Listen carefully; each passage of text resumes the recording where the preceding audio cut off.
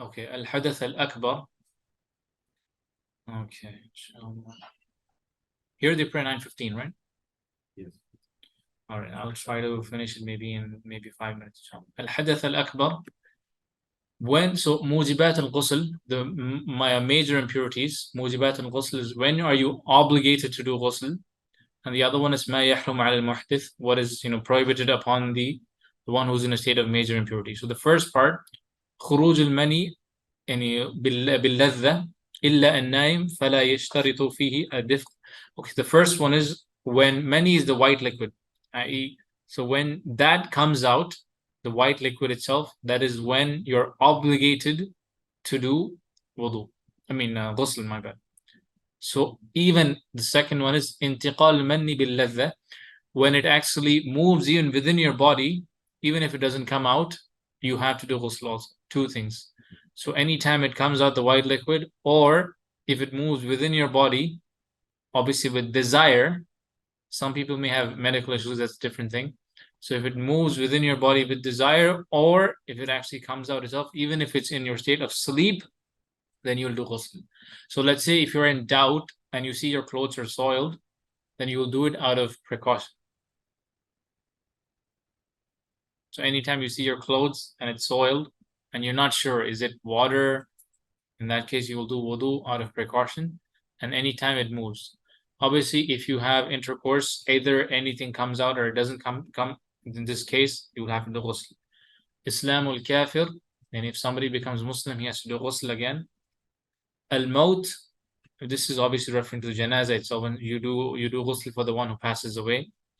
Intiqal al-dam, then again your menses, and your postpartum. So when somebody gives birth, it can go up to 40 days max, or if somebody is basically going through their monthly cycle. These are the ones where you have to do يسألونك عن الحيض قل هي يسألونك عن الحيض. The ayah is not coming to my mind, but they're asking about the hayd. Do not approach them except when they're in. The ayah is not coming to my mind. It's from Surah Al-Baqarah. Maybe somebody can help me.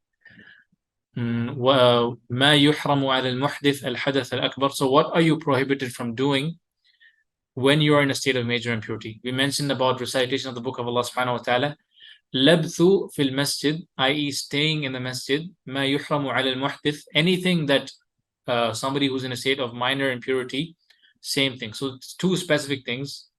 Recitation of the book of Allah subhanahu wa ta'ala, and the other one specifically is staying in the masjid. So if you are doing i'tikaf, obviously somebody could have a wet dream. In this case, he has to immediately try to leave and be in a state of major impurity. So Ibn Taymiyyah, he took a position. Obviously, he's a Hanbali. Ibn Taymiyyah always has unique positions. He will allow you to stay in the masjid if you actually do wudu, and then you can stay in the masjid. So this is a lenient approach that he took. But generally, if you're in a state of major impurity, so if somebody's in their monthly cycles, traditionally, all the madhahib will tell you the person should not enter the masjid. We're not talking about the center, like how we have today. It's a school and it's everything. Let's say the masjid, the prayer area itself, they should not enter. So I know in Muslim countries sometimes they have like an area they don't have to go inside the masjid also. I think in Egypt also they have this, if not all, some. So you don't have to go inside itself, the prayer area. I think we also have it here. We don't have to necessarily go inside the masjid itself. So you shouldn't.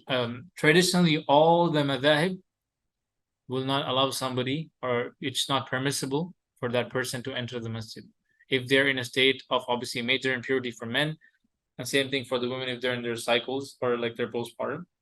They shouldn't. Why am I saying this specifically? Because I know people, especially during the month of Ramadan, a lot of people volunteer, and one of the brothers had actually asked me, is my wife allowed to come during? And that's what I had to tell him. Traditionally, this is the position of the four madhab. You may always find leniency here and there, but all the traditional schools will all prohibit a lady from entering the masjid if she's in her cycle. Hopefully, yes. You say Quran recitation, you mean like holding the Quran, you're saying? No, just reciting it itself. Even like practicing it? Yes. Oh, yeah. This is a pure, obviously this is a Hanbali position. You may find some ikhtilaf, or they will allow you to do dhikr of Allah subhanahu wa ta'ala. Ibn Taymiyyah again, or al-Mazini is one other scholar also.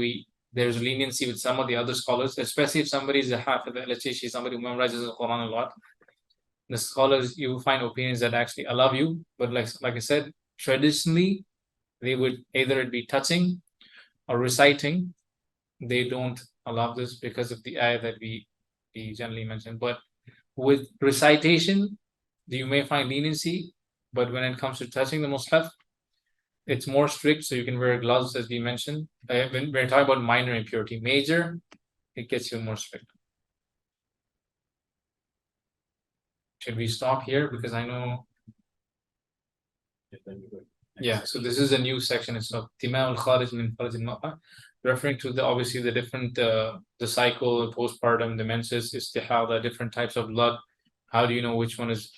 I just want to mention one thing. So inshallah, because one of the brothers, they keep, before we go into the next one. So if somebody's having what is the name, brother Zaki?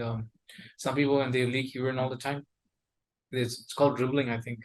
Yeah. There's a specific term they use. So if somebody has this problem, in most of the Hanbali books, you have this. They explain this because obviously for this person to be washing his clothes every single, what especially the traditional Hanbali position is washing it 7 times, as I mentioned. So even them, they will tell you anybody who has this problem. It can even not only be with urine, it can be with hail, like somebody's bleeding constantly. Like she knows that her cycle is only 6 days or 5 days, but she's bleeding for the next 15 days or something. In all of these cases where they have a medical problem, or even somebody has a urinary problem, in all of these cases, what scholars will generally tell you is do wudu for every salah. So I had even asked this during Hajj, because people have this problem. I know I did some research, and there's a decent amount of people that actually have this problem of basically when they urinate, it doesn't stop. So people with these kind of medical conditions, and the scholars will generally tell you this person should do wudu for every salah. Some people will say it happens to them during salah. I mean, is it like a medical problem, or is it just a waswasa? That's why you got to differentiate. So if it's a waswasa, you see, you will judge with what is apparent. You know if there's a medical problem in you. Generally, if you know, basically, if you're done with urination, if it's not stopping, you know you have a medical problem. Because you have no control of your bladder. But if you're talking about, say, oh, I'm not sure if my thing is, then you're talking about you're not sure. It's just a fun. You're thinking, unless you feel, in that case, you'll not assume. So you have to differentiate between waswasa and somebody who actually has a condition itself. So it goes both, because the Prophet a lady had asked the Prophet about her condition when she would actually have bleeding throughout, and then she was told to basically do wudu for every salah. So same thing, even somebody has a urinary problem, he will do wudu for every single salah. That's it. You don't have to. I know another question popped up. They were saying, what about the nafs? So it's for the time span itself. So let's say you didn't break your wudu in that time span, then you can use it. Once the next time starts in, go do your wudu again. So that's what you'll have to. If somebody has, by the way, this is a big number. It's just that we're not aware of. A word of people having, urinary discharge or something, doing sneezing as well, some people like that. And in the previous slide, it talks about shak, so. Yeah. So impurity is not based on shak. Yeah. So you built upon yaqeen. I think this is something I was in the previous slide. Yeah, right. Yeah. ما شك من في الطهارة أو الحدث بنى على اليقين. So you will build on what you're sure of. So let's say you're I'll give you an example. The only ones that actually allow this, or they say if you're in shak, go do wudu, or the Malikis. Hopefully not if you guys are Malikis. So let's say you're sure you have wudu, then you will go with what you're sure of, but you're not sure if you broke the wudu, then you will build it upon the yaqeen. Yani bana ala al-yaqeen, you will go with what you're sure of. Because if you entertain this, you'll be doing wudu almost, So I'm not talking about the one who's going to do wudu for every salah because he thinks this is a sunnah. I'm talking about somebody who he's like, oh, did I break it? This is what, you will go with what you're sure of, and then you will leave the doubt. But you also see some people making wudu. They will like wash it, they go back, wash it again. And after they go back and wash it again. Like, it's constant. Okay, I think I missed some parts. Yeah. I'll answer this question. Inshallah, I'll stop the recording. But okay, regarding that, the question that you're asking, right? So that is waswasa.